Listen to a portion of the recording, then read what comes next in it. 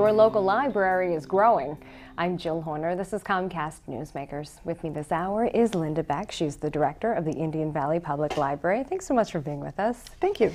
Let's talk a little bit about the role that the library plays today, because still serving that same core role of being a lending library where people can check out books, but it goes beyond that. It goes way beyond that. We are open 7 days a week. We are filled with computers. We are filled with people who know how to use those computers or who don't. Grandmas who come in and say, we want to learn how to email. A lot of job searchers who need to use the internet to find a job. All kinds of things which are way different from several years ago. It's almost a community hub today. Well, we kind of call it a community center because kids are there from age 6 months up to adults who are 90 years old. And because of these changing and growing needs, you're actually working to expand the library, the footprint of the library at this point. We are, and we have been the second busiest library in Montgomery County for several years. And we've run out of room. The library can be noisy, so we decided to add study rooms, which are glassed in, and enlarge the community room. Now let's talk a little bit about these study rooms themselves, because you have some opportunities for one-on-one instruction for those studying English as a second language. Talk to us a little bit about that program and what these new study rooms that are beautiful with glass walls, what will they mean? They will mean that the ESL instructors and their students or private tutors will be able to be in the library in a quiet space, but not behind a solid wall, where we decided to put glassed-in rooms. It's a large building. It's 28,000 square feet, so we decided we needed the visibility for everyone, and there'll be 5 study rooms looking out onto the soccer fields. So, in addition to that, you're also working to make the building a little more green.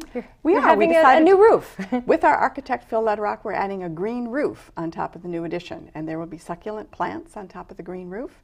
We worked with a couple different roofing companies and chose one that will work well for us. So help with some of those cooling costs as well. It will help with the cooling costs. Now let's talk a little bit about reorganizing some of your nonfiction. You want to make it more accessible for readers. We do. Some years ago we pulled out the books on education, we pulled out textbooks, we pulled out computer books, we put them in separate places, kind of like a bookstore model. And the public loves this. So instead of running the Dewey Decimal System right through the library, number by number, we decided to make subject areas, still using the Dewey Decimal System, but dividing them by subject so that if you need medieval history, it will all be in one spot, regardless of the Dewey Decimal System number. And we're going to cut down the shelving so it's not quite so tall and quite so foreboding. So really make it more accessible for more users. Browsable. Now, what about children and the usage of the library for children? Children come to the library constantly. We start programs. We are a family place library. We have lots of programs for preschoolers, for 1-year-olds, 2-year-olds. This summer we had another 600-700 children in the summer reading club. We ended that on Saturday with a dunking booth. The whole theme was Make a Splash. Kids read all summer, came to many programs every week. It was very exciting.